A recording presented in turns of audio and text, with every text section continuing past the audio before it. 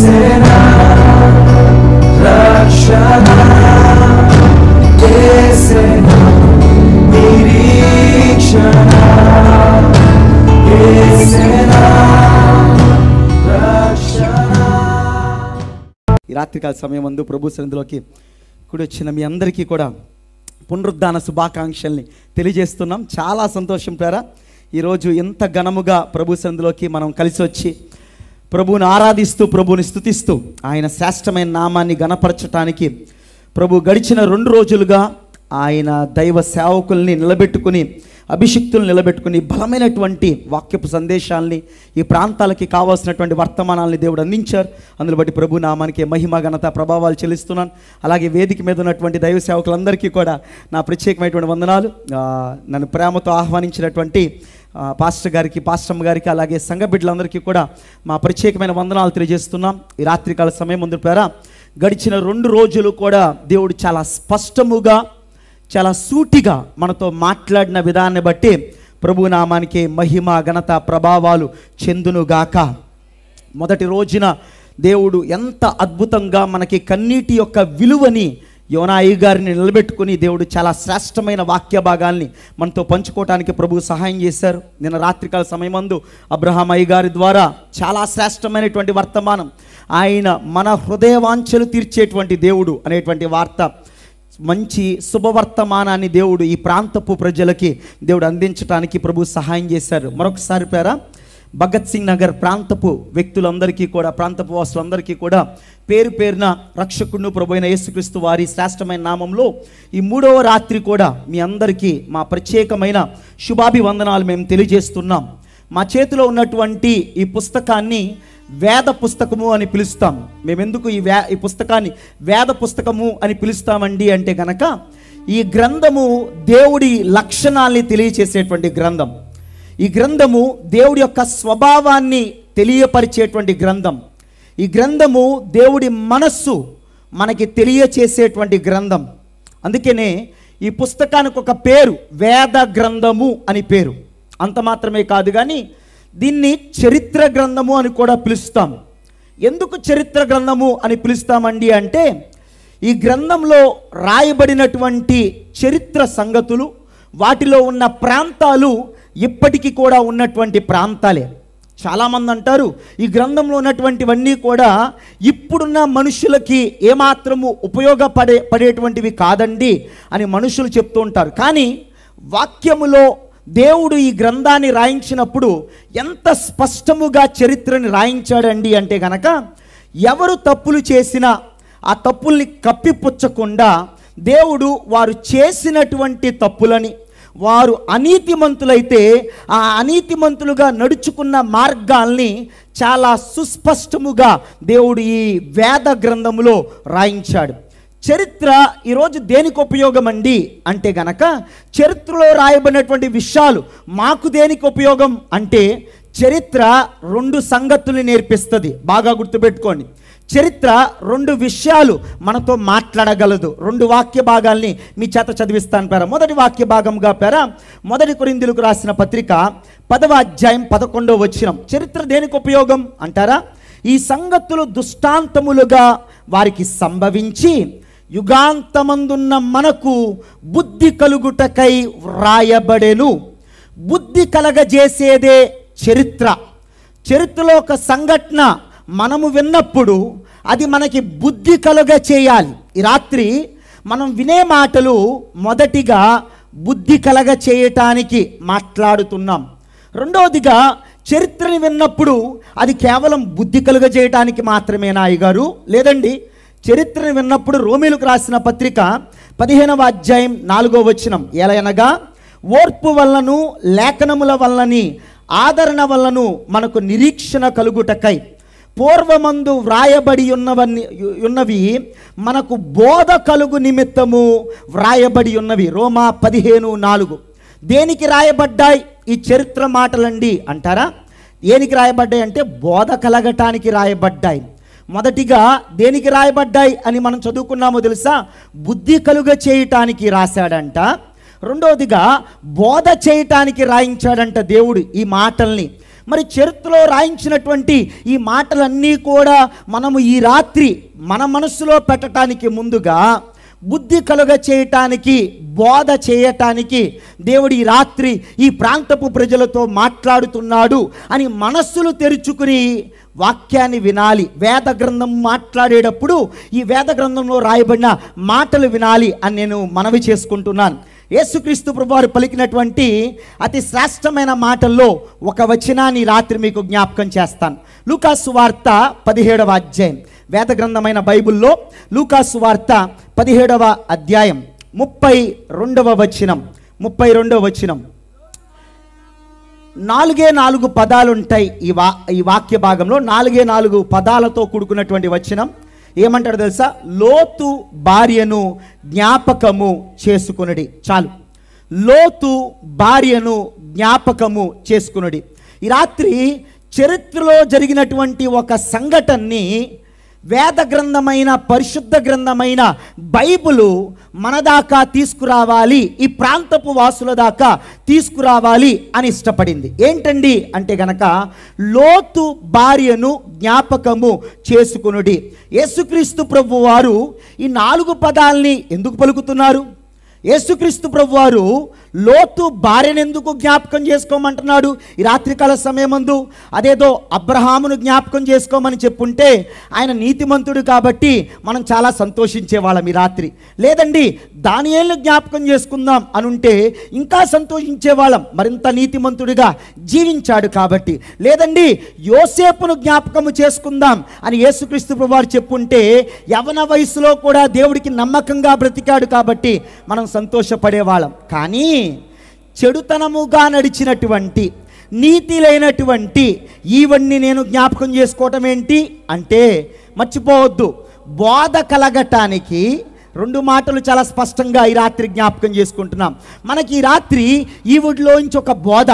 ఏ బోధ మన దాకా ఈవిడిలోంచి మనం తీసుకురాబడుతుందండి అంటే గనక, నీతిమంతుల్ని మాత్రమే జ్ఞాపకము చేసేటువంటి వేద గ్రంథము కాదండి ఇది. అనీతిమంతుల గురించి కూడా రాయించి వాళ్ళలో ఉన్న కొన్ని పాఠాలు ఈరోజు సమాజానికి, ప్రజలకి, కుటుంబాలకి అవి శ్రేయస్కరముగా రాయించినటువంటి పుస్తకాన్ని మనం చేత్తో పట్టుకుని ఉన్నాం. అందుకనే దేవుడు చెడ్డవారిని చూసి తప్పకుండా వారిలోంచి పాఠాలని నేర్చుకోమంటున్నాడు ఈ రాత్రి. ఏం నేర్చుకోవాలండి అంటే, బుద్ధి కలుగ చేయటానికి, బోధన ఉండటానికి. ఏం నేర్చుకుందాం రండి పేరా. ఈ 4 పదాల్లోంచి ఒక 3 సందేశాలని యేసయ్య నేర్పిస్తాడు ఈ రాత్రి మనకి. ఈ 4 పదాలు ఏమన్నాడు తెలుసా యేసుక్రీస్తు ప్రభువారు? లోతు భార్యను జ్ఞాపకము చేసుకొనుడి. ఈ 4 పదాల్లోంచి 3 సందేశాల్ని, అమూల్యమైన సందేశాల్ని ఈ ప్రాంతానికి ఈ రాత్రి యేసుక్రీస్తు ప్రభువారు అందించాలి అని ఇష్టపడుతున్నారు అనుకున్నాను. 3 మాటలు ముందుగానే చెప్తాను పరా.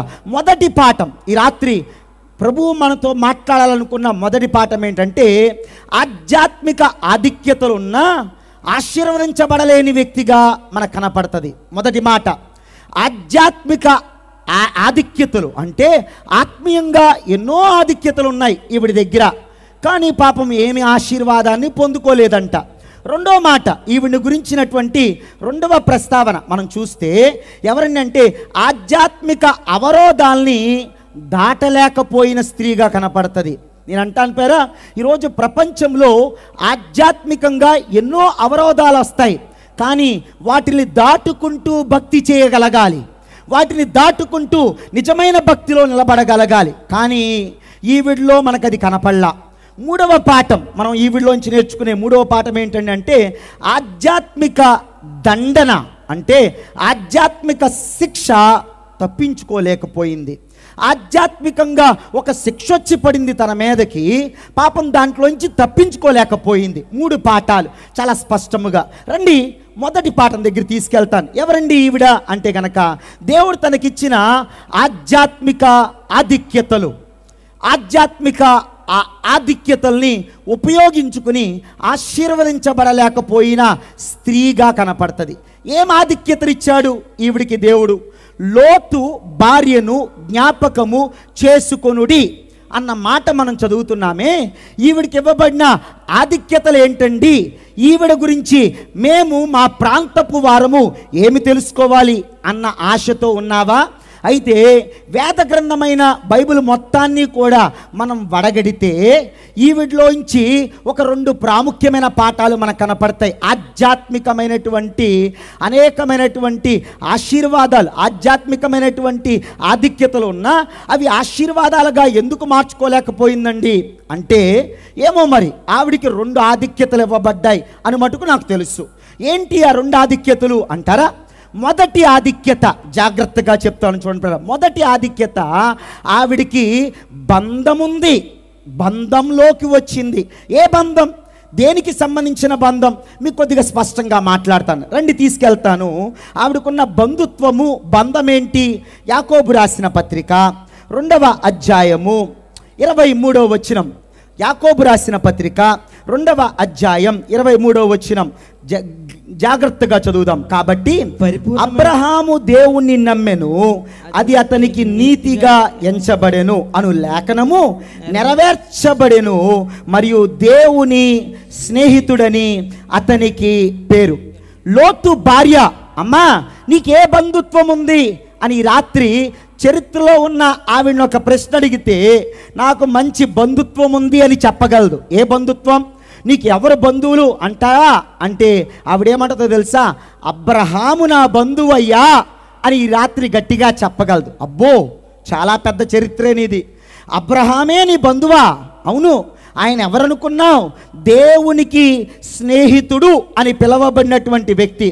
ఆదికాండం 18వ అధ్యాయంలో ఈ నీతిమంతుడైనటువంటి వేద గ్రంథంలో కనపడుతున్న ఈ అబ్రహాము గురించి దేవుడు ఆలోచిస్తూ అంటాడు, నేను నా యొక్క స్నేహితుడైన అబ్రహాముకు ఈ సంగతి చెప్పకుండా మానుదునా? నేను ఎందుకు దాచిపెట్టాలి? నా స్నేహితుడు అబ్రహాము అనుకున్నాడు. ఎందుకు అంటే, ఏ బంధుత్వం ఉంది లోతు భార్యకి అంటే, అబ్రహాము దేవుడి స్నేహితుడు, ఆ దేవుడి స్నేహితుడే లోతు భార్యకి బంధువండి.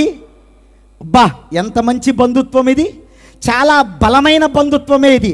చాలు చాలు, అక్కడితో ఆగద్దు, ఇంకొద్దిగా ముందుకు తీసుకెళ్తాను రండి. ఇంకేం బంధుత్వం ఉంది? రోమీయులకు రాసిన పత్రిక 4వ అధ్యాయం 11వ వచనం జాగ్రత్తగా చదవండి పేర. రోమీయులకు రాసిన పత్రిక 4వ అధ్యాయం 11వ వచనం. మరియు సున్నతి లేని వారైనను నమ్మిన వారికందరికిని అతడు తండ్రి అగుట వలన. చాలా ప్రాముఖ్యమైన మాట. నమ్మిన వారికి తండ్రి. ఏ బంధుత్వం అండి లోతు భార్యకి అంటే గనక, దేవుడి స్నేహితుడుగా ఉన్నవాడి ఇంట్లో ఉంది ఈవిడ. ఎక్కడుందండి అంటే, దేవుడికే స్నేహితుడు అయినటువంటి ఆయన ఇంటిలో కాపురం ఉంది. 2, అంత మాత్రమే కాదు. ఎవరండి ఈయన అంటే గనక, నమ్మిన వారందరికీ తండ్రి అయినటువంటి వాని ఇంటిలో కాపురము చేస్తున్నటువంటి స్త్రీ లోతు భార్య. నమ్మిన వారందరికీ తండ్రి, విశ్వసించిన వారందరికీ తండ్రి అయినటువంటి అబ్రహాము ఇంట్లోనే కాపురమా? ఇది మామూలుది కాదు. అంటే ఈవిడ ఎవరండి అంటే, అబ్రహాము గారింట్లో కోడలి పిల్ల. చాలా బాగుంది ఈవిడ యొక్క వ్యవహారం చూస్తే.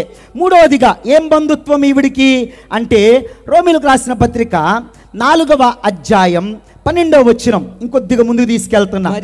మరియు సున్నతి గలవారికి తండ్రి అగుటకు అనగా సున్నతి మాత్రం పొందిన వారు కాక మన తండ్రి అయిన అబ్రహాము సున్నతి పొందక మునుపు అతనికి కలిగిన విశ్వాసం యొక్క అడుగుజాడల్లో నడవగలిగిన స్త్రీ లోతు భార్య. అమ్మా, నువ్వు ఎవరింట్లో ఉన్నావో తెలుసా?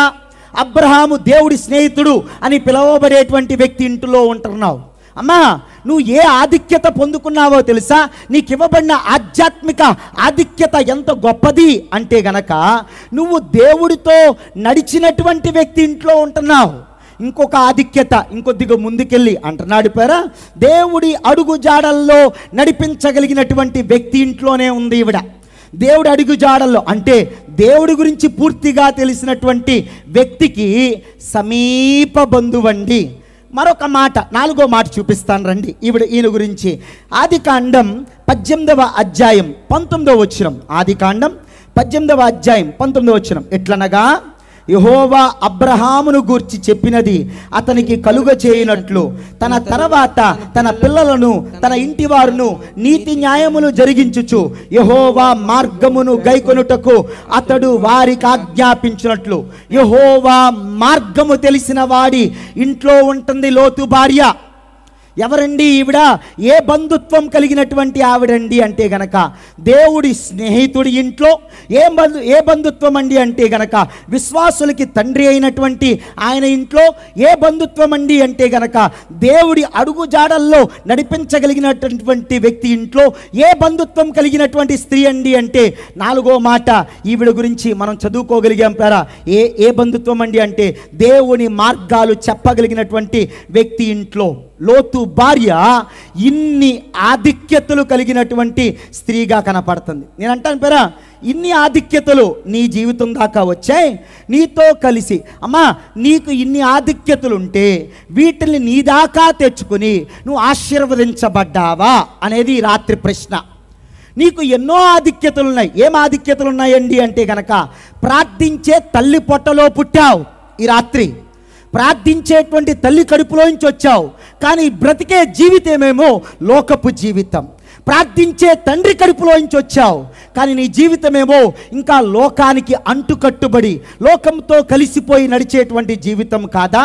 గడిచిన 3 రోజులుగా ఏ ఆధిక్యత వచ్చిందండి అంటే గనక దేవుడి మాటలు నీ దాకా వచ్చి నీ కుటుంబానికి రక్షణ, నీ కుటుంబానికి మేలు, నీ కుటుంబానికి ఆశీర్వాదం ఇచ్చే దేవుడు ఈ ప్రాంతంలో ఉన్నాడు అని విని కూడా ఇంట్లో తలుపులు బిగబట్టుకుని కూర్చున్నావే. ఇది నీకు ఆధిక్యతలా కనపడట్లేదా? ఈ రాత్రి లోతు భార్య దగ్గరికి ఆధిక్యతలు వచ్చాయి. లోతు భార్య ఆధిక్యతలు తన జీవితంలో చూడగలిగింది. కానీ వాటిని ఆశీర్వాదకరముగా తన జీవితంలో ఎందుకో మలుచుకోలేకపోయింది. మరొక ఆధిక్యత చెప్పనా? నీ కుటుంబానికి నీ ఇంటికి సమీపంగానే మందిరం ఉండటం ఇది ఈ ప్రాంతానికి ఆధిక్యత కాదంటారా? నీ ఇంటికి సమీపంగా ఉన్నటువంటి మందిరం, ఆ మందిరము ద్వారా నీకు నీ కుటుంబానికి మేలు కలిగించుకోవటం ఇది ఎంత గొప్ప ఆధిక్యత. మరొక ఆధిక్యత చెప్పమంటారా? మీ కొరకు ఫోను చేస్తే పరిగెత్తుకుంటూ వచ్చేటువంటి దైవ సేవకుడు మీ ఇంటి పక్కనే ఉండటం ఇది ఎంత గొప్ప ఆధిక్యత. మీరు కష్టంలో ఉంటే మిమ్మల్ని పలకరించే దైవ సేవకులు ఈ ప్రాంతంలో, ఈ భగత్ సింగ్ నగర్ ప్రాంతంలో ఉండటం ఇది ఆధిక్యత కాదంటారా? మీరు శ్రమలో ఉంటే మిమ్మల్ని వచ్చి పరామర్శించేటువంటి దేవుడి బిడ్డలు ఉండటం అంతకంటే మించి ప్రారా. మీరు ఏ ప్రాంతంలో ఉంటున్నారో మీ ఇంటి పక్కన ఉన్నటువంటి దేవుడి బిడ్డల సహవాసాన్ని పొందుకుంటున్నటువంటి ఆధిక్యత మీరు అనుభవించట్లేదంటారా? దేవుడికి స్తోత్రం చెప్పండి ఒకసారి. ఈ రాత్రి ఎన్ని ఆధిక్యతలు ఈ ప్రాంతపు వాసులకి యేసుక్రీస్తు ప్రభువారు అందించారు అనేటువంటి మాట. అమ్మా లోతు భార్య, నీకు ఏ ఆధిక్యతలు ఉన్నాయి? వాటిని మరి నీ జీవితం దాకా తెచ్చుకోగలిగావా అంటే గనక లోతు భార్య వాటి ద్వారా ఏ ప్రయోజనము పొందనట్టుగానే మనకి ఈ రాత్రి కనపడుతుంది. తనకి బంధుత్వం ఉంది, అబ్రహాముతో బంధుత్వం ఉంది, దేవుడి గురించి తెలుసుకోగలదు కానీ దేవుడి గురించి తెలుసుకోలేకపోయింది. బంధుత్వం ఉంది, దేవుడితో నడిచే వ్యక్తితో బంధుత్వం ఉంది కానీ దేవుడి గురించి ఎరగలేకపోయింది. ఈ రాత్రి పేర నీకు కూడా బంధుత్వం ఉందేమో. నీకు కూడా ఈ దేవుడి మాటలు గడిచిన 2 రోజులు, ఈ 3వ రోజు కూడా వినపడుతున్నప్పుడు వీటి ద్వారా, ఈ ఆధిక్యత ద్వారా నీ ఇల్లు రక్షించబడితే నీకెంత మేలు, నీ కన్నీళ్ళు తొడవబడితే నీకెంత ఆశీర్వాదం. నేను ఎప్పుడు అనుకుంటూ ఉంటాను, మంచి దేవుణ్ణి ఎరిగినటువంటి కుటుంబంలోనే నేను చిన్నప్పుడు పుట్టుంటే ఎంత బాగుండేది అని ఆలోచించేవాడిని చాలాసార్లు రక్షించబడిన తర్వాత. ఎందుకంటే మేము విజయవాడ సత్యనారాయణపురం కాలనీలో మా తల్లిగారు లలితా శాస్త్ర మండలిలో అధ్యక్షురాలు గారితో కలిసి ప్రతిరోజు సాయంకాలం 6 గంటలకి లలితా శాస్త్రనామావళి చదువుతూ సత్యనారాయణపురం కాలనీ అంతా తిరుగుతూ 3 గుళ్ళల్లో పనిచేస్తూ దేవుడికి ఎంతగానో భక్తి చేస్తూ పెరిగినటువంటి కుటుంబం మా కుటుంబం. మా నాన్నగారు విజయవాడలో పోలీస్ డిపార్ట్మెంట్లో చేసేవాళ్ళు. మాకు ఇంకా బాగా జ్ఞాపకం. మేము చిన్న వయసు నుంచి కూడా మందిరాల్లోనే పెరిగాం, మేము చిన్న వయసు నుంచి కూడా గుళ్ళోనే పెరిగాం. మా అమ్మల్ని చేయి పట్టుకుని గుడి లోపలికి తీసుకెళ్ళి అన్ని రకాలుగా అన్ని విధాలుగా మేము దేవుని మెప్పించాలని ఆశపడుతూ ఒక గొప్ప ఆధిక్యత అని భావించిన కుటుంబంలో జన్మించాను నేను. నాకు ఇంకా బాగా జ్ఞాపకం. అప్పుడు 9 ఏళ్ల వయసు. ప్రతి అమావాస్యకి నా ముఖమంతా నల్లగా మారిపోయేది, నా కళ్ళు ఎర్రగా మారాయి. నేను నాకే తెలియనటువంటి విక్ర రూపముతో ఇంట్లోంచి పారిపోతూ ఉండేవాడిని. విజయవాడ రవీంద్ర భారతి పబ్లిక్ స్కూల్లో చాలా కష్టపడి చదువుకునేటువంటి వ్యక్తిని నేను. నా ఫ్రెండ్ సర్కిల్ కూడా చాలా మంచి ఫ్రెండ్ సర్కిల్ పేరు, చాలా నిష్ఠ, చాలా భక్తి. చాలామంది అన్నారు, తమిళ బ్రాహ్మణ సంఘ అధ్యక్షురాలు మామి గారు అన్నారు, పార్వతి ఇది కాదే నువ్వు చేయాల్సింది, ఈ యజ్ఞం చేయి, ఈ హోమం చేయి, ఇది జరిగించు, నీ బిడ్డకి ఖచ్చితంగా విడుదలొచ్చిద్ది అని చెప్పిన దినాలు నాకు ఇంకా బాగా జ్ఞాపకం పేరు. అమావాస్య వచ్చిందంటే చాలు మా నాన్నగారు నా ఫోటోని, నా కుమారుడి పేరు బొప్పన నాగ మల్లేశ్వరరావు, వాడు చామన ఛాయ, ఇంత ఎత్తుంటాడు, వాడు వేసుకున్న బట్టలు ఇవి, ఇంట్లోంచి వెళ్ళిపోయేటప్పుడని అన్ని కంట్రోల్ రూమ్స్ వారికి పంపించి ఫ్యాక్స్ చేసి ప్రారా నేను ఎక్కడన్నా దొరుకుతానేమో వెతికేటువంటి దినాలు నాకు ఇంకా బాగా జ్ఞాపకం. ఏ ఆధిక్యత లేదు మాకు ఆ రోజుల్లో పేరా. ఎవరు కూడా ఎలా రక్షించబడతాం, ఎలా మేలు జరుగుద్ది, ఎలా కుటుంబం దీవించబడుతుందో తెలియని పరిస్థితి. ఒకానొక సమయాన ఏ ప్రాంతానికి వెళ్ళని ప్రాంతం లేదు, తట్టని తలుపు లేదు. ఎవరిని నొప్పించడానికి నేను ఈ మాటలు చెప్పట్లేదు పరా, మా కుటుంబపు యథార్థ గాథ కాబట్టి చెప్తున్నా. కాశీ నుంచి కన్యాకుమారి దాకా తడవనటువంటి మందిరపు తలుపు లేదు పేరా. మా అమ్మ ప్రతి సంవత్సరం మమ్మల్ని ఎంతో నిష్ఠగా, ఎంతో భక్తితో పెంచింది. అయితే చేతబడి శక్తులు, చీకటి శక్తులు, దురాత్మ శక్తులు నా జీవితాన్ని పాడు చేసేసాయి. ఎంతగా పాడు చేసేయండి అంటే కనుక ఇంటిలో పెట్టి నా 2 చేతులు, నా 2 కాళ్ళని బంధించి బియ్యపు డ్రమ్మలో తాళాలు వేసేసి వీడు అమావాస్య వచ్చిందంటే పారిపోతాడు అని చెప్పి కాపలా కాసిన దినాలు నాకు ఇంకా బాగా జ్ఞాపకం. భుజాల మీద వేసుకుని అంబాసిడర్ కారులో కొయ్యలగూడానికి తీసుకెళ్ళి అక్కడ భూత వైద్యులు బాగు చేస్తారు నీ బిడ్డని అని చెప్తే లక్షల రూపాయలు ఖర్చు పెట్టి ఆ యొక్క భూత వైద్యుడి పాదాల దగ్గర పెట్టాయా, నువ్వు ఏదన్నా చెయ్యి, నా బిడ్డకి విడుదల కావాలి, నువ్వు ఏదన్నా చెయ్యి, మేము ఆశీర్వదించబడాలంటే చాలా రోజులు నన్ను అక్కడ కూర్చోపెట్టి రక్త తర్పణ చేయించిపోయారా. అనేక మంది కోడుల్ని, మేకల్ని కోసి వాటి రక్తాన్ని నా మీద పోసి నాగమల్లేశ్వరరావుకి విడుదల వచ్చేసింది, తీసుకెళ్ళిపోండి అని యంత్రాలు కట్టించిన తర్వాత ఇంటికి వచ్చి అదే యంత్రం కట్టుకుంటే పేరా జీవితంలో విడుదల లేని కన్నీటి దినాలు నాకు ఇంకా బాగా జ్ఞాపకం. మా అమ్మకి ఒకే మాట అడిగేవాడిని, నా ఫ్రెండ్స్ అందరూ స్కూల్కి వెళ్తున్నారు, నేను ఎందుకమ్మా స్కూల్కి వెళ్ళలేను, నేను ఎందుకమ్మా స్కూల్కి వెళ్ళాను అంటే కనుక అనేకమైనటువంటి దేవతలు నా మీదకి వచ్చిపోయారా. నా చదువు పూర్తిగా ఆగిపోయేటువంటి పరిస్థితి, చాలా గందరగోళంతో అయిపోయాను, నెమ్మది కరువైపోయింది, హృదయం బద్దలైపోయింది, ఒక సున్నాగా ఇంట్లో మిగిలిపోతున్నటువంటి దినాలు నాకు ఇంకా బాగా జ్ఞాపకం పేరా. 11 ఏళ్ల వయస్సులో పేరా అనేకమైనటువంటి భయంకరమైనటువంటి చేతబడి శక్తులు బంధిస్తూ, పీడిస్తూ, టార్చర్ భరించలేక ఏం జరుగుతుందో తెలిసేది కాదు, మైండ్ గుర్తుండేది కాదు. అతి భయంకరమైనటువంటి దినాలు. ఆధిక్యత లేదండి, నాకు ఆధిక్యత లేదు. ఏ ఆధిక్యత నోచుకున్నటువంటి కుటుంబంలో జన్మించినటువంటి వ్యక్తిని నేను. ఏ ఆధిక్యత లేదు. నాకు ఇంకా బాగా జ్ఞాపకం పేరా రవీంద్ర భారతి పబ్లిక్ స్కూల్లో క్లాస్కి వెళ్ళాను.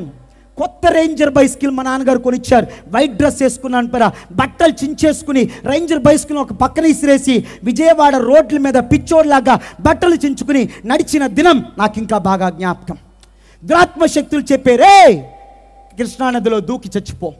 చేతబడి శక్తులు చెప్పాయి అడ్వర్టైజ్మెంట్ బోర్డు ఎక్కి దూకాలి నువ్వు.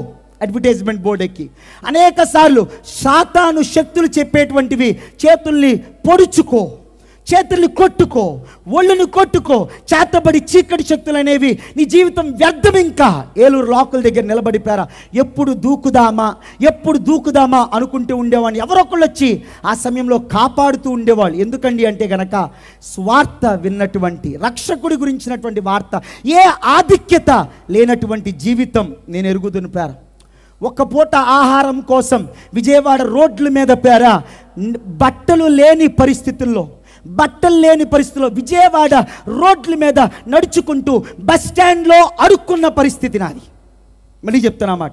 బస్ స్టాండ్లో పడుకుంటే మున్సిపాలిటీ వాళ్ళు వచ్చి కర్రలు పట్టి కొట్టేవాళ్ళు. బస్ స్టాండ్లో రే ఇటు పిచ్చోడరా, బస్ స్టాండ్లో పడుకున్నాడేంటి, బయట పడేయండి అని చెప్పి కాళ్ళు చేతులు పట్టుకొని బస్ స్టాండ్ నుంచి బయట ఇసిరేసేవాళ్ళు. అరే ఇటు పిచ్చోడరా అని చెప్పి రైల్వే స్టేషన్లో పడుకుంటే రైల్వే వాళ్ళు వచ్చి బయట పడేసినటువంటి పరిస్థితి నాకు ఇంకా బాగా జ్ఞాపకం. విజయవాడ మోడర్న్ సూపర్ మార్కెట్ ఎదురుగుండా ఉన్న డస్ట్బిన్ బయట కూర్చుని పేరా ఎవరన్నా వచ్చి ఒక బ్రెడ్ ముక్క పడేస్తే తిందాం అనుకున్న పరిస్థితి నాకు ఇంకా బాగా జ్ఞాపకం. చేతబడి శక్తులు ఎంతగా పీడించాయండి అంటే 2 చేతులు 2 కాళ్ళు పేర చీమి పట్టి చీమి కారిపోయి సగం చచ్చిపోయి విజయవాడ రైల్వే స్టేషన్కి సమీపంగా ఉన్నటువంటి 3 చెత్త కుండీలు ఇప్పుడు లేవు. మీరు ఏలూరు లాకులు పక్కకి వెళ్తే కాంప్లెక్స్ కట్టారు, అది కూడా కూల్చేశారు పేర. అంతకుముందు 3 చెత్త కుండీలు ఉండేవి. ఆ 3 చెత్త కుండీలు ఎందుకో తెలుసా? హోటల్ కరుణ వాళ్ళు, హోటల్ ఆర్యభవన్ వాళ్ళు, రైల్వే స్టేషన్ పక్కనే ఉన్నటువంటి క్యాంటీన్ వాళ్ళు, ఆ చుట్టుపక్కల ఉన్నటువంటి హోటల్స్ మిగిలిపోయిన ఆహారాన్ని తీసుకొచ్చి ఆ చెత్త కుండీల్లో పడేస్తే నా పని అదే చెత్త కుండీల పక్కన పడుకోవటం, అదే చెత్త కుండీలోంచి తింటాం. అది నా పరిస్థితి పేరా. ఏ ఆధిక్యత లేని జీవితం ఎలా ఉంటుందండి? నేను ఎరుగుదును ఈ రాత్రి. ఎన్ని ఆధిక్యతలు ఉన్నా పట్టించుకోని పరిస్థితిలో నేను లేను పేరా. ఆ దినాల్లో నా జీవితంలో 2 చేతులు 2 కాళ్ళు తినేసినటువంటి పరిస్థితి నాకు ఇంకా బాగా జ్ఞాపకం. చాలాసార్లు అక్కడే పడుకున్నటువంటి చెత్త కుండీల పక్కన పడుకున్నటువంటి నన్ను చుట్టుపక్కల ఉన్నటువంటి ప్రతి హోటల్ వాళ్ళు తీసుకెళ్ళి పని చేయించుకుని కాలుతో తన్ని బయటపడేసిన దినాలు నాకు జ్ఞాపకం ఇంకా రాత్రి. ఎందుకండి అంటే చేతబడి శక్తుల ద్వారా విడుదల లేని పరిస్థితి. ఎటు చూసినా సరే అన్ని తలుపులు మూసివేయబడ్డాయి. చచ్చిపోతాను ఇంకా. ఎప్పుడు చూసినా ఏడవాలనిపించేది, గట్టిగా కేకలేయాలనిపించేది, ఎప్పుడు చూసినా గుద్దుకోవాలనిపించేది, పొడుచుకోవాలనిపించేది. ఎందుకంటే దురాత్మ శక్తులు చెప్పే పొడుచుకో, చచ్చిపో. రైల్వే స్టేషన్ దగ్గరలో, విజయవాడ రైల్వే స్టేషన్ దగ్గరలో నవజీవన్ బాలభవన్ అనేటువంటి అనాథాశ్రమం ఉంది. ఇప్పుడు వెళ్ళినా, మీరు ఈ రోజుకి వెళ్ళినా నవజీవన్ బాలభవన్ అనాథాశ్రమాన్ని చూడగలుగుతారు. అది షెల్టర్ హోమ్, ఆర్ఫన్ హోమ్ కాదు, షెల్టర్ హోమ్. చుట్టుపక్కల స్ట్రీట్ చిల్డ్రన్ తిరిగి వచ్చి అక్కడ పడుకుంటూ ఉండేవాళ్ళు పేర. అదే షెల్టర్ హోమ్లోంచి కొంతమంది వచ్చి నన్ను వెతుకుతూ ఉన్నప్పుడు పేర చెత్త కుండీల పక్కన 2 చేతులు 2 కాళ్ళు తినేసి చీంపట్టి ఎందుకు పనికి రాకుండా సగం చచ్చిన నన్ను, శవంగా ఉన్న నన్ను పేర అదే షెల్టర్ హోమ్ వాళ్ళు ఒక స్ట్రెచ్చర్ మీద వేసుకుని మోసుకెళ్ళారు ఆర్ఫన్ హోమ్కి పేర. నిరాశ, నిస్పృహ, ఇక బతకను, ఇక అయిపోయింది పరిస్థితి అనేటువంటి దినాలు నాకు ఇంకా బాగా జ్ఞాపకం. అమ్మా, లోతు భార్య నీ దాకా వచ్చిన ఆధిక్యతల్ని ఈ రాత్రి, నీ దాకా, నీ కుటుంబం దాకా వచ్చిన ఆధిక్యతల్ని, నీ దాకా తీసుకురాబడినటువంటి ఈ శుభ వర్తమానాన్ని ఎందుకు పెడచెవి పెట్టావో నాకైతే తెలియదు. మొదటి ఆధిక్యత తన బంధుత్వం గొప్పది. 2వ ఆధిక్యత పేర కేవలం తన బంధుత్వం మాత్రమే కాదు కానీ చూపిస్తాను రండి, కిందకు వద్దాం పేర. 2వ పేతురు రాసిన పత్రిక, 2వ పేతురుకు రాసిన పత్రిక 2వ అధ్యాయం 6వ వచనాన్ని చదువుకుందాం. 6వ వచనం. మరియు ఆయన సొదొమ గొమొరాలను పట్టణాలను భస్మము చేసి ముందుకు భక్తిహీనులగు వారికి ఉంచుటకై వాటిని నాశనము విధించి దుర్మార్గుల కామ వికారయుక్తమైన నడవడి చేత బహు బాధపడిన నీతిమంతుడగు లోతును తప్పించును. అండర్లైన్ చేసుకోవాల్సిన మాట, నీతిమంతుడగు లోతు. ఏ బంధుత్వం ఉందండి అంటే గనక మామగారు దేవుడితో నడిచిన బంధుత్వం. ఏ బంధుత్వం ఉందండి లోతు భార్యకి అంటే భర్త దేవుడితో నడిచిన నీతిమంతుడు, దేవుడితో నడిచిన యథార్థవంతుడు. లోతు గురించి రాయబడిన మాట పేతురన్న ఎంత చక్కగా రాశాడో వేద గ్రంథంలో. ఏమన్నాడు తెలుసా? నీతిమంతుడగు లోతును తప్పించెను. ఎవరండి ఈయన అంటే గనక భర్త చాలా నీతిమంతుడు, భర్త చాలా నీతిగా నడుచుకున్నాడు. సొదొమ గొమొర ప్రాంతంలోనే ఉన్నాడు కానీ ఆ సొదొమ గొమొర ప్రాంతస్తులను చూచి తన హృదయం ఎంతగానో చేదరించుకుని వేదన చెందినట్లుగా మన వాక్యంలో చూడగలుగుతాం. ఎందుకండి అంటే గనక మనకు తెలుసు, ఆదికాండం 15వ అధ్యాయం 7వ వచనంలో అబ్రహాము దేవుణ్ణి నమ్మెను, అది అతనికి నీతిగా ఎంచబడెను అన్న మాట చదువుతాం మనం. అబ్రహాము అంటే తన యొక్క మావయ్య గారు, లోతు భార్య యొక్క మావయ్య గారు అయినటువంటి అబ్రహాము దేవుని నమ్మాడు, నీతిగా నడిచాడు. ఇప్పుడు ఏ బంధుత్వం ఉంది? 2వదిగా భర్త దేవుని నమ్మాడు, నీతిగా నడిచాడు. ఇంతకీ మారంది ఎవరండి అంటే గనక లోతు యొక్క భార్య.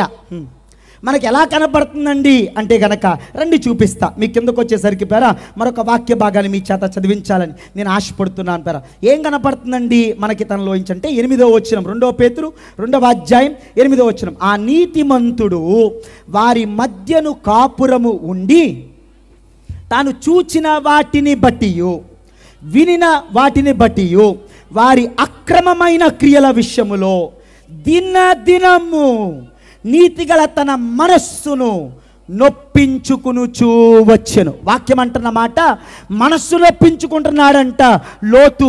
అక్కడ ఉండలేకపోతున్నాడు, వారి దుష్టత్వాన్ని చూడలేకపోతున్నాడు. ఎందుకండి అంటే నీతిమంతుడైన లోతు, 2 పరిశుద్ధుడైనటువంటి లోతు, నీతిమంతుడైన భర్తని పొందుకున్న లోతు భార్య, పరిశుద్ధుడైన భర్తని పొందుకున్న లోతు భార్య.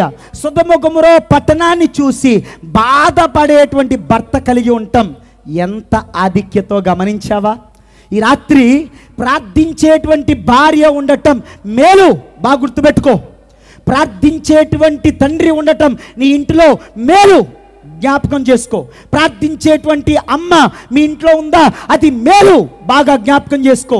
ప్రార్థించేటువంటి తల్లిదండ్రుల మాట వినకుండా తిరిగేటువంటి స్థితిలో ఉన్న యవ్వనస్తులారా జాగ్రత్త. ఈ రాత్రి సొదొమ గొమొర ప్రాంతాన్ని లోతు ద్వేషించాడు, కానీ లోతు భార్య ద్వేషించలేకపోయింది.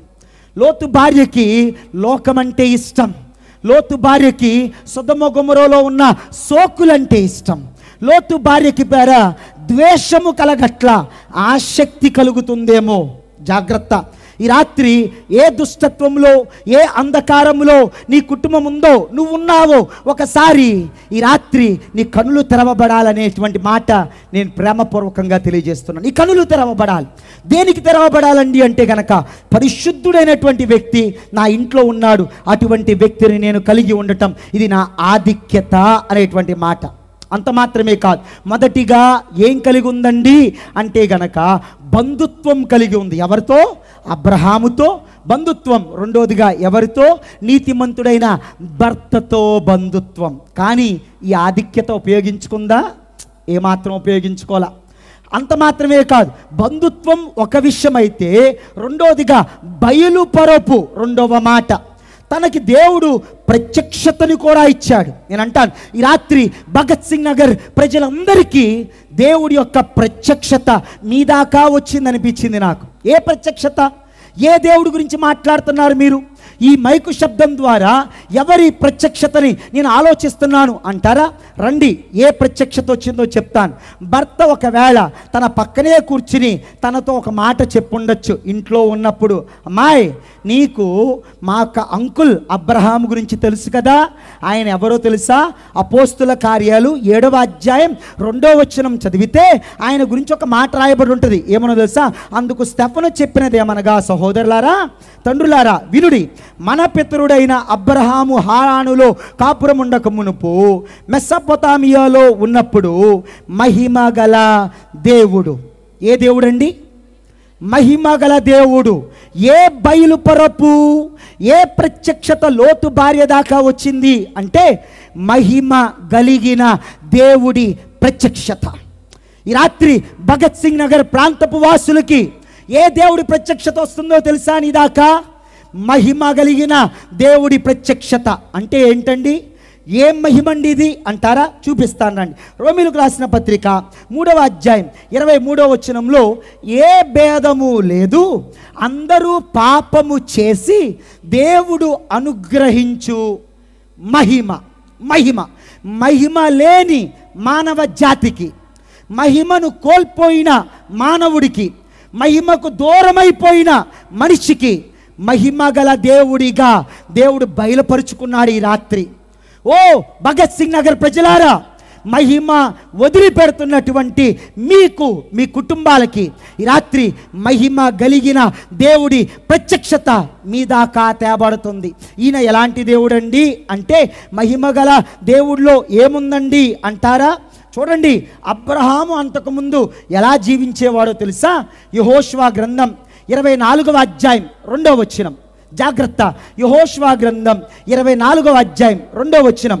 యెహోషువ జనులందరితో ఇట్లనెను, ఇశ్రాయేలీయుల దేవుడైన యెహోవా చెప్పినదేమనగా, ఆది కాలము నుండి మీ పితరులు అనగా అబ్రహాము, నాహోరు, తండ్రి అయిన తెరాహు కుటుంబీకులు నది అద్దరిని నివసించిన ఇతర దేవతలను పూజించిరి. అబ్రహాము ఇతర దేవతల్ని పూజించేవాడు. కానీ ఈయన దాకా ఏమొచ్చిందండి అంటే మహిమాన్వితుడైన దేవుడి దర్శనం. అబ్రహాముకు కలిగింది ఏంటంటే మహిమ కలిగిన దేవుడి దర్శనం. దేవుడికి స్తోత్రం చెప్తామా ఒకసారి? మహిమ కలిగిన దేవుడి దర్శనమా? అది ఎలా ఉంటుందండి అంటే, మహిమ లేని మానవుణ్ణి మహిమ కలిగిన దేవుడు దర్శించి నా మహిమను నీకిస్తాను అని చెప్పినటువంటి అద్భుతమైన రోజున ఈ మాటలు వింటున్నాం. ఇది పునరుద్ధాన దినం. స్తోత్రం కలిగిన గాక. యేసుక్రీస్తు ప్రభువారు 3వ రోజున సమాధి గెలిచి తిరిగి లేచారు అని చెప్పుకునేటువంటి మాట. అందుకేనేమో లోతు అంటున్నాడు, అమ్మాయి నీకు తెలుసా, మా అంకుల్ అబ్రహాం మహిమ కలిగిన దేవుడి దర్శనం పొందుకున్నాడు అంటే, అవునా అండి, అలాగా నాకు కూడా ఈ మహిమ కావాలి అని ఎక్కడా అనలా. ఇది మొదటి మాట. రెండవ దర్శనం ఏ దర్శనం అండి అంటే, ఆదికాండం 12వ అధ్యాయం 7వ వచనం. ఆదికాండం 12వ అధ్యాయం 7వ వచనం. యెహోవా అబ్రహామునకు ప్రత్యక్షమై నీ సంతానమునకు ఈ దేశమునిచ్చేదనని చెప్పగా, అతడు తనకు ప్రత్యక్షమైన యెహోవాకు బలిపీఠము కట్టెను. 12వ అధ్యాయం 7వ వచనం ఏమంటుందో తెలుసా? ఈ దేవుడు మహిమ కలిగిన దేవుడు మాత్రమే కాదు ప్రియులారా, ఈ దేవుడు మాట్లాడే దేవుడు. చెప్పండి స్తోత్రం ఒకసారి. ఏం చేసే దేవుడు ఈయన? మాట్లాడేది. అదేంటండి, యేసయ్యలో అంత శక్తి ఉందా? ఆయన మాట్లాడగలడా? ఆయన నిజంగానే మాట్లాడే దేవుడా అంటే, ఖచ్చితముగా మాట్లాడే దేవుడు. స్తోత్రం కలుగును గాక. నువ్వు ఏ స్థితిలో ఉన్నా ఈ రాత్రి, నీ కుటుంబం ఏ స్థితిలో ఉన్నా ఈ రాత్రి, యేసయ్య నీతో నీ కుటుంబముతో మాట్లాడగలడు, నీ పరిస్థితి మార్చగలడు, నీ కుటుంబాన్ని నిలబెట్టగలడు. ఆ మహిమ కలిగిన దేవుడి దర్శనాన్ని నీ దాకా ఈ రాత్రి తీసుకొచ్చాడు. నన్ను ఆర్ఫన్ హోమ్కి, షెల్టర్ హోమ్కి మోసుకెళ్ళిపోయినటువంటి ఒక అక్క, ఆ అక్క పేరు మేరీ. మోసుకెళ్ళిన తర్వాత ఆవిడ చేసిన మొట్టమొదటి పని ఏంటో తెలుసా పేరా? ఆ యొక్క స్ట్రెచ్చర్ పక్కన మోకరించి, బట్టలు లేని నన్ను, అసలు ఏమాత్రం వస్త్రం లేని నన్ను నా పక్కన మోకరించి నా మీద చేతులుంచి కన్నీళ్లు కారుస్తూ నా కొరకు ప్రార్థన చేయటం ప్రారంభించింది. మహిమ కలిగిన దేవుడి దర్శనం నాకు అప్పుడు దాకా తెలియదు పేరా. యేసుక్రీస్తు ప్రభువారు ఎవరు?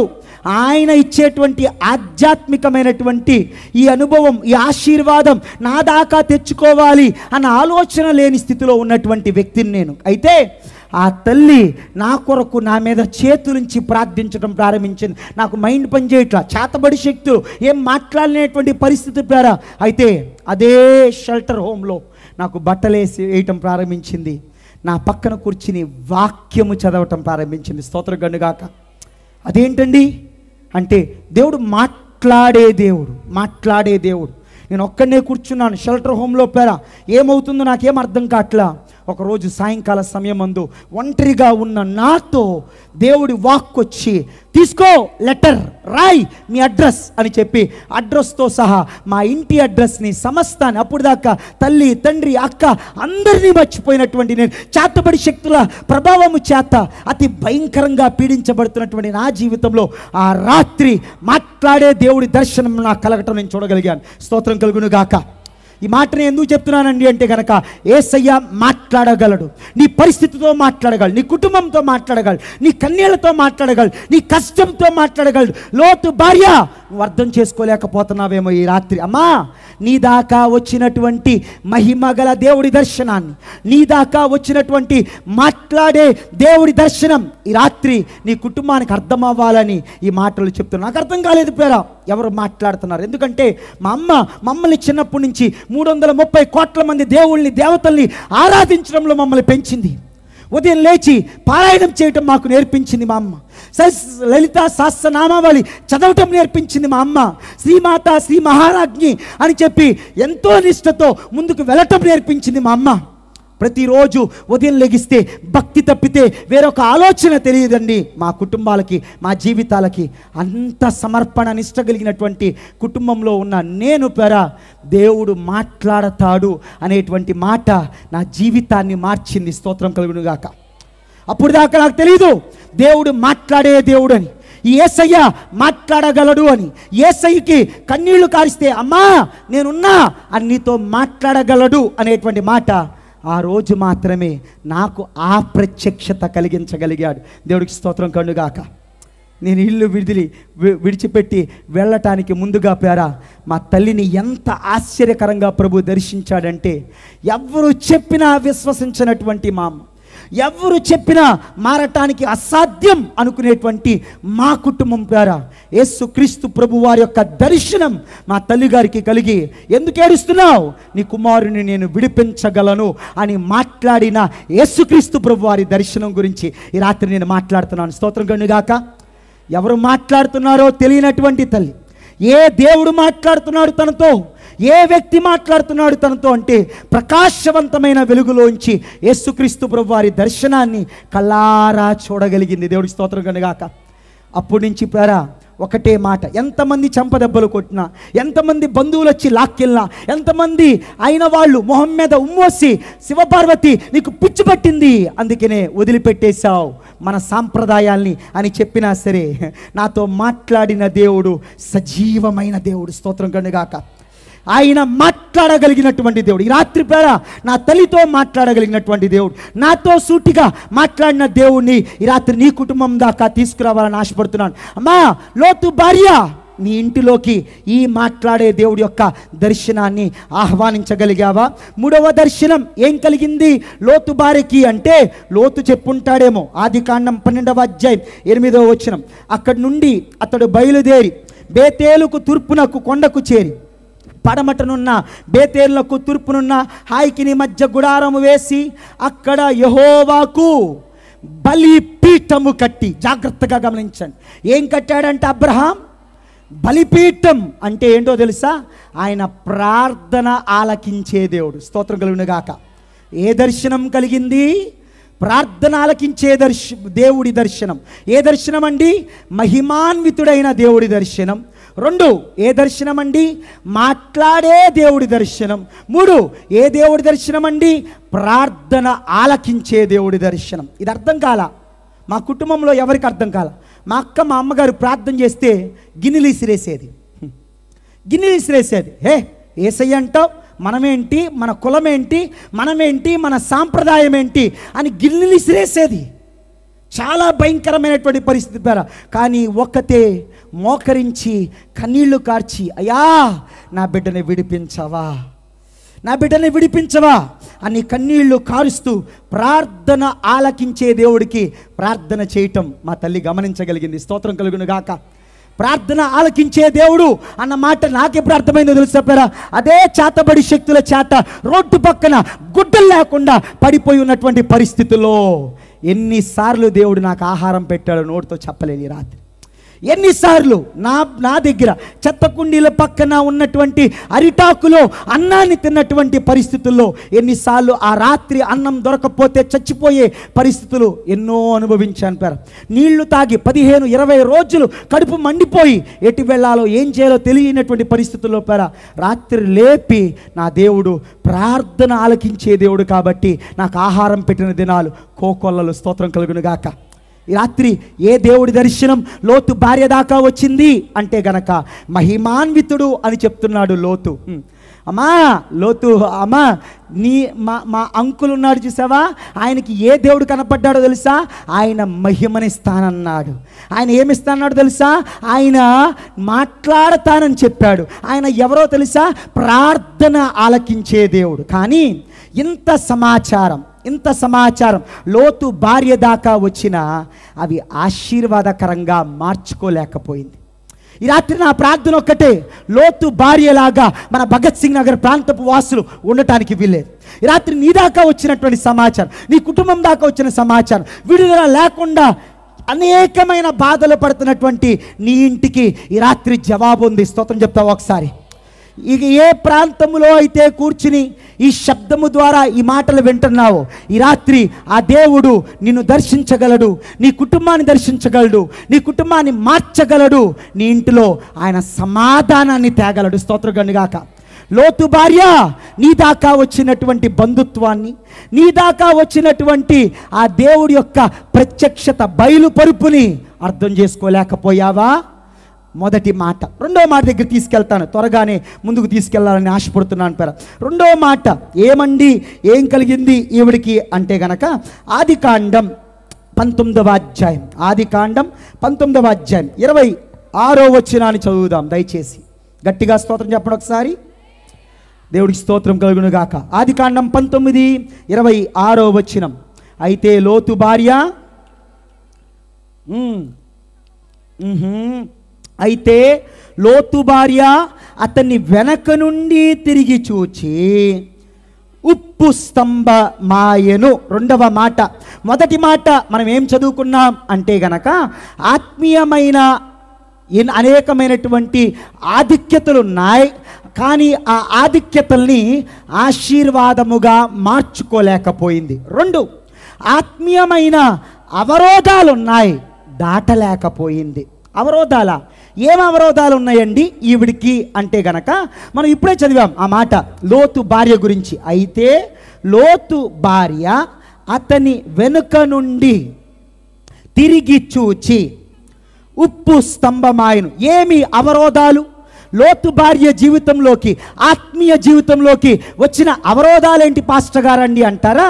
3 అవరోధాలను జ్ఞాపకం చేస్తా ఈ రాత్రి. ఒకవేళ ఏ అవరోధాలు నీ ఇంట్లో ఉన్నాయేమో, ఏ అవరోధాలు నీ కుటుంబంలో ఉన్నాయేమో, ఈ రాత్రి మా ప్రార్థన, ఒకవేళ నువ్వు దాటితే గనక, ఈ అవరోధాల్ని దాటుకుని ఈ ప్రాంతం దగ్గరికి వస్తే గనక నీ కుటుంబాన్ని ఆశీర్వదించే, నీ కుటుంబాన్ని కట్టే, నీ కుటుంబానికి విడుదలిచ్చే, నీ కుటుంబానికి రక్షణిచ్చే, నీ కుటుంబానికి సమాధానం ఇచ్చే వ్యక్తిని సంపాదించుకుంటావు ఈ రాత్రి. స్తోత్రగండి గాక.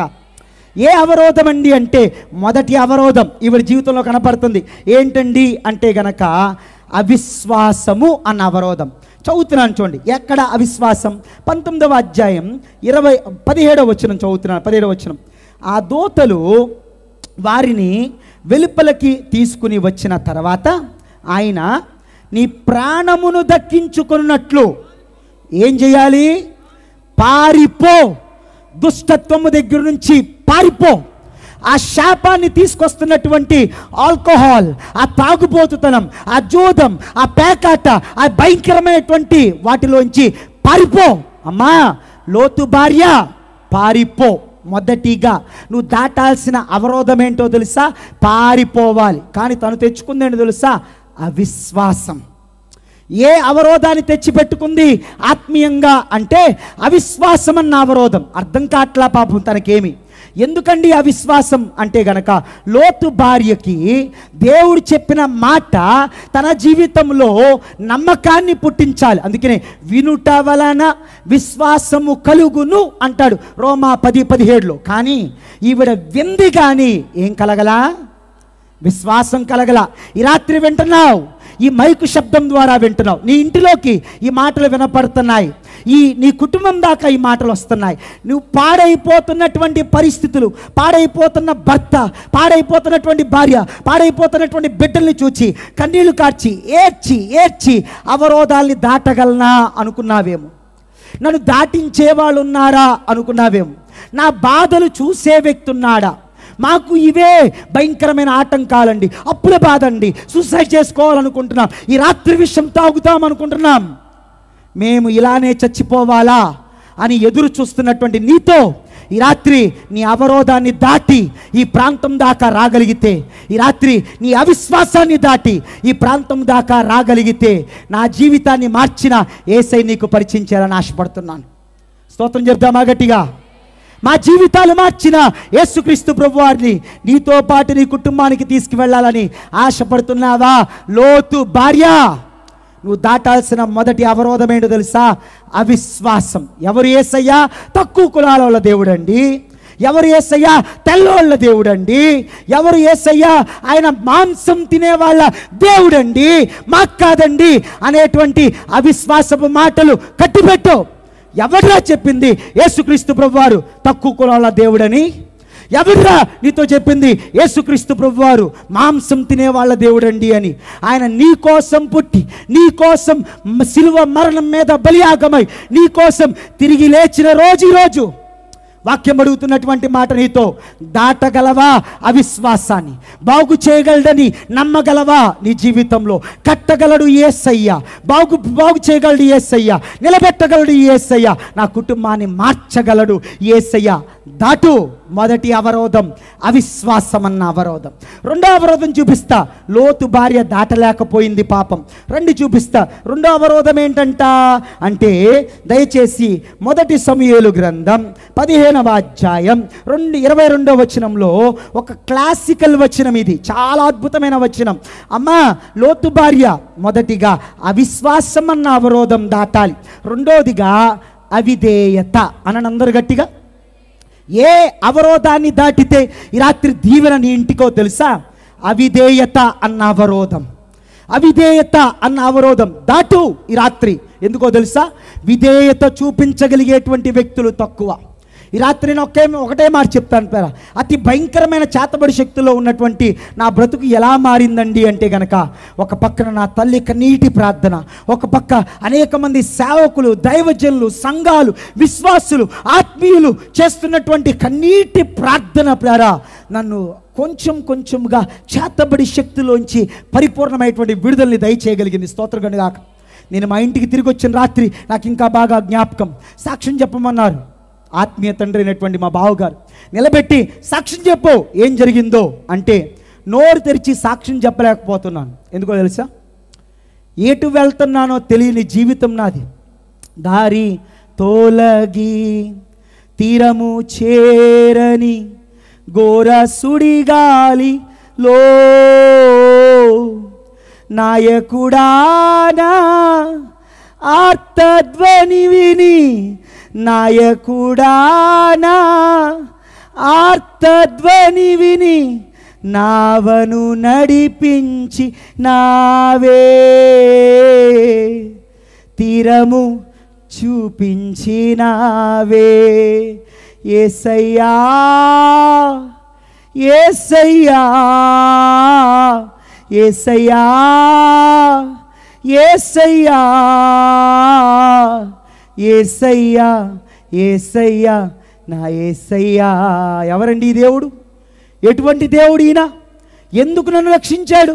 ఎందుకు నన్ను ఇలా కాపాడాలి? ఎందుకు నా జీవితాన్ని బాగు చేయాలి? ఆయనకు ఒక కొబ్బరికాయ తీసుకెళ్ళి కొట్టలేదే నేను, ఆయనకు ఒక నోము నోయలేదే నేను, ఆయనకు ఒక వ్రతం చేయలేదే నేను. ఈయనెందుకు నన్ను ప్రేమించాలి? ఈయనెందుకు నా జీవితాన్ని మార్చాలి? ఈయనెందుకు నా కుటుంబాన్ని కట్టాలి? ఈయనెందుకు నా జీవితంలో నాకు మేలు చెయ్యాలి? నా ఆలోచన అంతే, నా మనసులో మెదులుతున్న ఆలోచన ఒకటే, ఎందుకు నా జీవితాన్ని మార్చావయ్యా అని మోకాళ్ళ మీద పడి ఏం జరుగుతుందో అర్థం కావట్లా. అవిధేయత నాకు దూరంగా వెళ్ళిపోయింది. స్తోత్రం కలుగును గాక. అనేక మంది దేవతల్ని బతిమాలిన దినాలు నాకు ఇంకా బాగా జ్ఞాపకం. నేను తిరిగి స్కూల్కి వెళ్ళాలి, నేను తిరిగి బాగా చదువుకోవాలి, నా జీవితం కట్టబడాలి. శూన్యముగా మారిపోయిన నా జీవితాన్ని ఏ దేవుడు బాగు చేయగలడు అని అడిగినటువంటి ఆర్తనాదాల మధ్యలో నాకు యేసయ్య నాదం వినపడింది. ఏంటో తెలుసా? కుమారుడా, నీ జీవితాన్ని నాకు ఇస్తావా? స్తోత్రగండుగా. నీ జీవితాన్ని నాకు ఇస్తావా? నీ జీవితాన్ని నా చేతుల్లో పెడతావా? దాన్ని బాగు చేసి చూపిస్తా. స్తోత్రగండుగాక. ఒక మాట చెప్పనా పేరా, విధేయత ఎలా నేర్చుకున్నానండి అంటే గనక, ప్రభు నా జీవితాన్ని, నా బ్రతుకుని బాగు చేయగలిగితే ఇక్కడ కూర్చున్న ఎవరినన్నా బాగు చేయగలడు. స్తోత్రగండుగాక. ఏ మాత్రము కూడా యోగ్యత లేని పెంట కుప్ప మీద ఉన్న నా బ్రతుకుని మార్చగలిగితే ఈ రాత్రి నేను ఆరాధించే యేసయ్య, వాక్యం ప్రకటిస్తున్న ఈ యేసుక్రీస్తు ప్రభువారు నీ కుటుంబాన్ని మార్చగలడు, నీ కుటుంబాన్ని కట్టగలడు, నీ జీవితాన్ని నిలబెట్టగలడు, నీ సమస్య తీర్చగలడు. నీ కన్నీటికి ఈ రాత్రి జవాబు దొరకగలదు. ఈ స్థలంలో ఈ రాత్రి దాటి వెళ్ళటానికి రాలా, సాధారణంగా ఇంటికి తిరిగి వెళ్ళటానికి రాలా. నువ్వు ఇక్కడి నుంచి అభిషిక్తులైన దైవ సేవకులు ఈ ప్రాంతమంతా కమ్ముకుని ఉండగా నీ కుటుంబానికి విడుదల తెచ్చుకునే ఇక్కడి నుంచి వెళ్తావు. స్తోత్రం గాక. వాక్యం అంటున్న మాట, అమ్మా లోతు భార్య ఏం తెచ్చుకున్నావు అంటే అవిశ్వాసాన్ని తెచ్చుకున్నా. విశ్వాసం ఉంచలేకపోయాను నేను ఆ ప్రభువు మీద. ఆయన నాకు కాదు, నా దేవుడు కాదు, నాకు సంబంధం లేదు, నా కుటుంబానికి వద్దు, మా బంధువుల మధ్యలో ఏమైపోతాము, మా కుటుంబం మధ్యలో మేము తలదించుకోవాలా అనుకుని చాలు ఇక బాత్రూంలో కన్నీళ్లు కార్చి ఎవరికి చెప్పుకోకుండా వేదన పడిన రాత్రికి ఈ రాత్రి యేసుక్రీస్తు ప్రభువారు ఫుల్ స్టాప్ పెట్టాలనుకుంటున్నాడు. రెండవ మాట అవిధేయత. ఎంతకాలం అవిధేయంగా ఉంటావు? ఎంతకాలం వెనక దాక్కుంటావు? ఎంతకాలం రక్షించబడకుండా, ముందుకు రాకుండా, జీవితాన్ని ప్రభువుకి ఇవ్వకుండా జీవితాన్ని కట్టుకోకుండా ఎంతకాలం ఉంటావు? ఈ రాత్రి ఒక్క మాట, విధేయత చూపుతాను అని లోతు భార్య చెప్పలేకపోయిందేమో. ఈ రాత్రి విధేయత చూపించే కృప, మనస్సు, ఈ వాక్యం, ఈ మైకు శబ్దము ద్వారా ఇంట్లో కూర్చుని వింటున్న నీతో యేసయ్య మాట్లాడుతున్నాడు. రా నా యొద్దకు, నీకు నిత్య జీవాన్ని ఇస్తా, రా నా యొద్దకు, కుటుంబాన్ని కడతా అనేటువంటి మాట. మూడవ అవరోధం ఏంటో తెలుసా?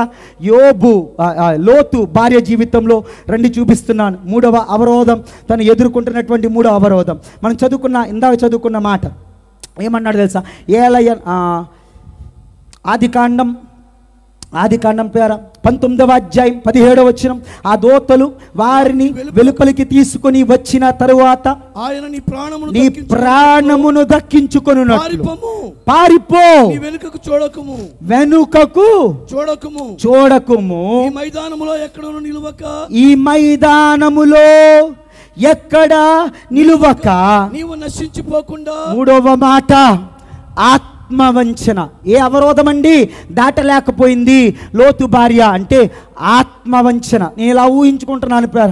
దేవుడి దూత వచ్చింది, లోతు నీ కుటుంబాన్ని తీసుకుని పారిపో అనగానే పక్కనే ఉన్న పట్టణం దగ్గరికి పారిపోతాం. అది చిన్న పట్టణం అయ్యా, అక్కడికి వెళ్ళి మేము కాపురం ఉంటాం అని భవిష్యత్తు గురించి ఎన్నో ప్లాన్స్ వేసుకున్నాడు లోతు. తన యొక్క కుమార్తెలు ఎన్నో ప్లాన్స్ వేసుకున్నారు. చాలా బాగుంది, పరిగెడుతున్నారు.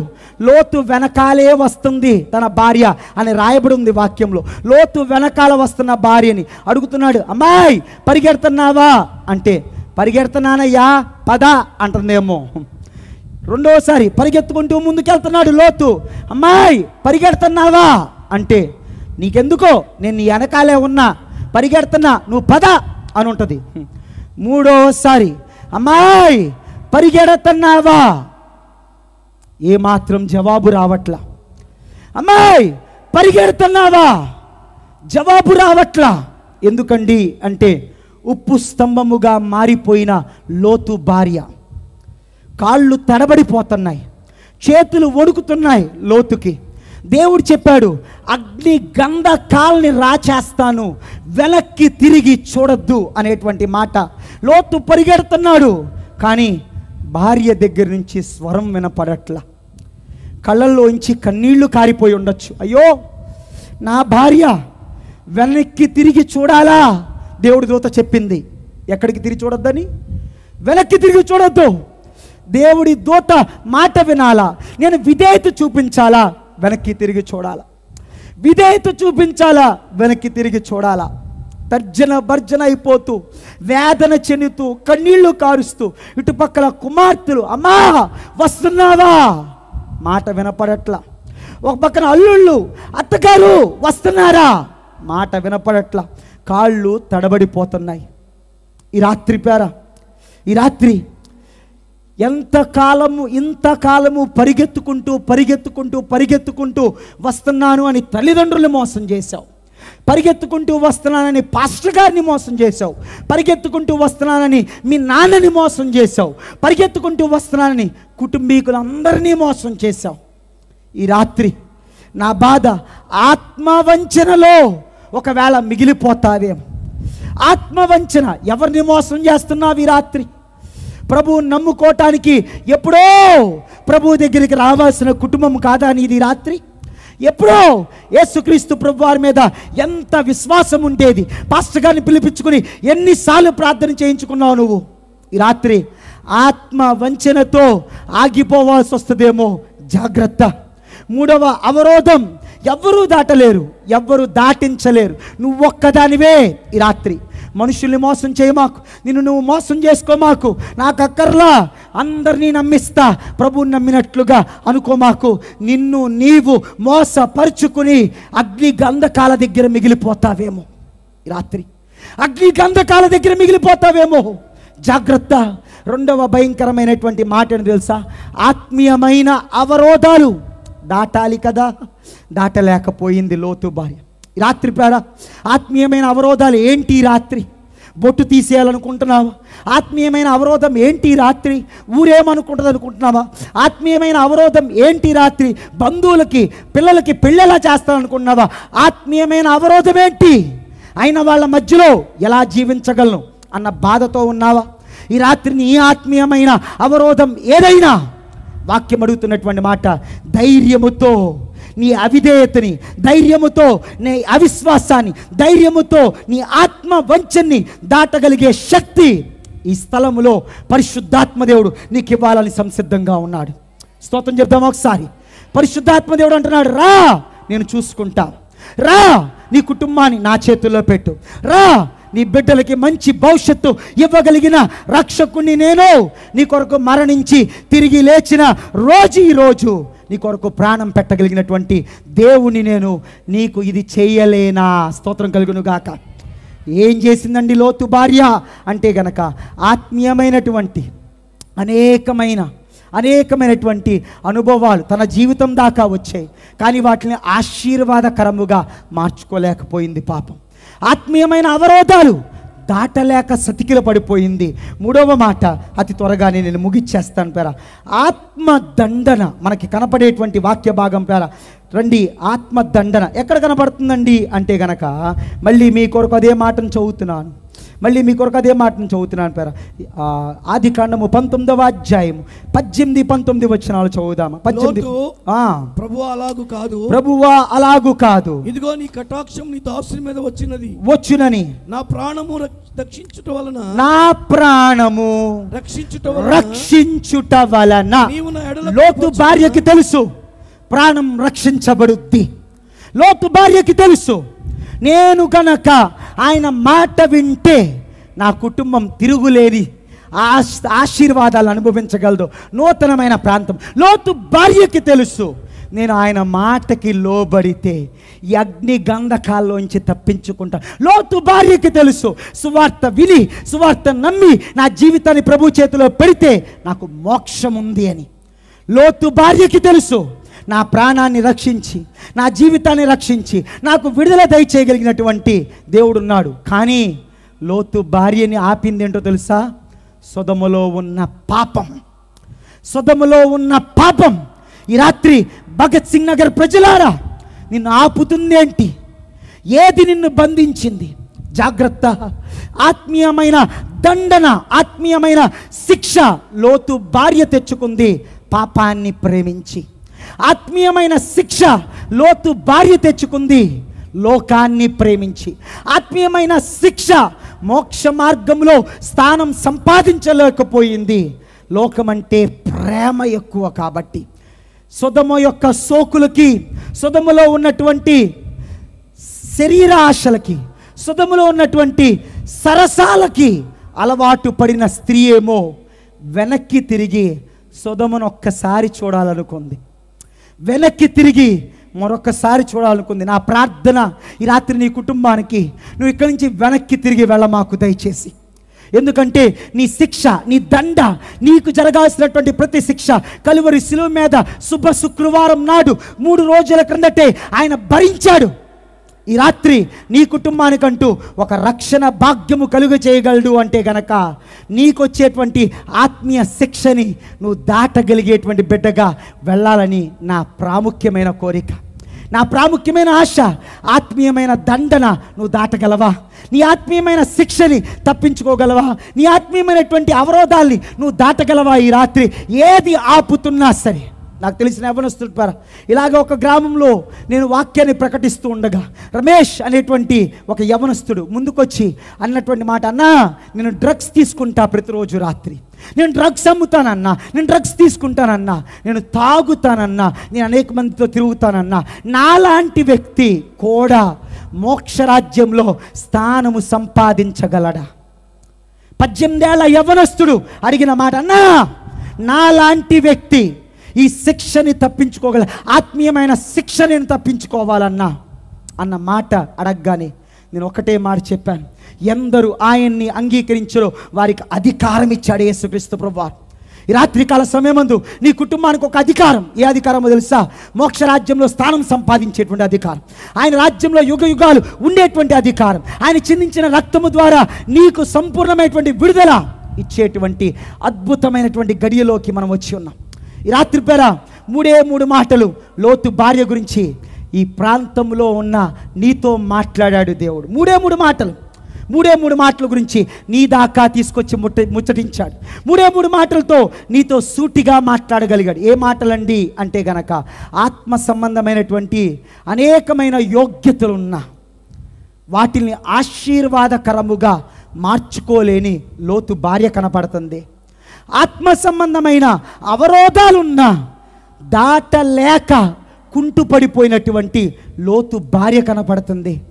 ఆత్మ సంబంధమైన శిక్ష, దండన తన మీదకి వస్తున్నా తప్పించుకోలేని స్థితిలో లోతు భార్య ఉప్పు స్తంభముగా మారిపోయినటువంటి వ్యక్తి ఈ రాత్రి మనకు ఒక పాఠముగా కనపడుతుంది. భగత్ సింగ్ నగర్ ప్రాంతపు వాసులారా, ఈ రాత్రి ఇక్కడి నుంచి వెళ్ళటానికి ముందుగా మీ కొరకు మేమందరము కూడా దయచేసి ప్రార్థన చేయాలని ఆశపడుతున్నాం. మీరు ఒకవేళ ఇంట్లో ఉన్నా, బయట ఉన్నా, చుట్టుపక్కల ఉన్నా, కూర్చున్నా, ఎక్కడున్నా ఈ రాత్రికాల సమయం అందు మోకాళ్ళ మీదకి రాగలిగితే రండి ప్రియారా, దయచేసి విన్న వాక్య భాగాన్ని బట్టి మోకరించుదాం. అందరము కూడా మోకరిద్దాం. ఈ రాత్రి ఈ మైకు శబ్దము ద్వారా నేను ముగిచేస్తాను. ఈ కొన్ని మాటల్ని ఎక్కువ సందేశాన్ని కాదు, ఈ రాత్రి నీ దాకా, నీ కుటుంబం దాకా తీసుకురావాలి అనేటువంటి ఆశ మేము కలిగి ఉన్న వ్యక్తులమై ఉన్నాం. అమ్మా, నువ్వు ఏం పోగొట్టుకుంటున్నావు అనేటువంటిది నీ ఆత్మీయ కళ్ళుకి నీకు అర్థం కాలేదేమో. ఈ రాత్రి నువ్వు ఏం పోగొట్టుకుంటూ బ్రతికావో నీకు అర్థం కాలేదు. ఆధ్యాత్మిక ఆధిక్యతలు ఇచ్చాడు దేవుడు నీకు. ఏ ఆధిక్యతల్ని పోగొట్టేసుకున్నావు? ఏ ఆధిక్యతలు విడిచిపెట్టేసావు? ఈ రాత్రి ఏ ఆధిక్యతల్ని కాల తన్నుకున్నావు? నీ కుటుంబం ఎప్పుడో కట్టబడాల్సింది, నీకు ఎప్పుడో రావాల్సిన ఉద్యోగం అది, నీ జీవితంలో ఎప్పుడో జరగాల్సిన కార్యము కాదా అది? నీ ఇంట్లో నీకు రావాల్సిన విడుదల ఈ రోజు రావాల్సింది కాదది. ఎప్పుడో రావాల్సిన విడుదలని, ఎప్పుడో పొందుకోవాల్సినటువంటి విడుదలని, ఎప్పుడో సంపాదించుకోవాల్సినటువంటి విడుదలని, ఆత్మీయమైనటువంటి అనేకమైన ఆధిక్యతల్ని ఈ రాత్రి కాలదన్నుకోవద్దు. ఈ మైకు శబ్దము ద్వారా దేవుడి వాక్యాన్ని వింటున్నటువంటి ప్రియమైనటువంటి బిడ్డలారా, నీకు ఒక ఆధిక్యత ప్రభు ఇవ్వాలని ఆశపడుతున్నాడు. నువ్వు ఉన్న స్థలములోనే ఈ ప్రాంతము దగ్గరికి రాగలిగినట్లయితే, నువ్వు ఉన్న స్థలములోనే ఇక్కడ కూడుకున్నటువంటి స్థలం దగ్గరికి రాగలిగితే, లేకపోతే నీ ఇంట్లోనే రహస్యముగా నువ్వు మోకరించిన వ్యక్తివేమో. అయ్యా, నా జీవితాన్ని మార్చగలవా ఈ రాత్రి? నా కుటుంబాన్ని మార్చగలవా ఈ రాత్రి? నా బ్రతుక్కి జీవం ఇవ్వగలవా ఈ రాత్రి? కిరణ్ పాస్టర్ గారి జీవితాన్ని మార్చావంట. సున్నాగా మిగిలిపోయి పనికిరానటువంటి వ్యక్తి, ఏ మాత్రము యోగ్యత లేనటువంటి వ్యక్తిని, చేతబడి శక్తులతో చచ్చిపోవాల్సినటువంటి వ్యక్తిని బతికించావంట కదా. ఈ రాత్రి నా కుటుంబానికి విడుదల ఇవ్వగలవా? ఈ రాత్రి నా కుటుంబాన్ని బలపరచగలవా? ఈ రాత్రి నాకు ఈ ఆధిక్యత నేను సంపాదించుకోవాలని ఆశపడుతున్నాను ప్రభువా. ఈ రాత్రి నాకు కూడా ఆశ కలిగి ఉన్నాను.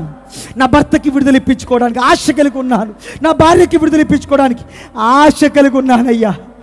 నా కుటుంబాన్ని రక్షణ ఇప్పించుకోవడానికి ఆశ కలిగి ఉన్నాను.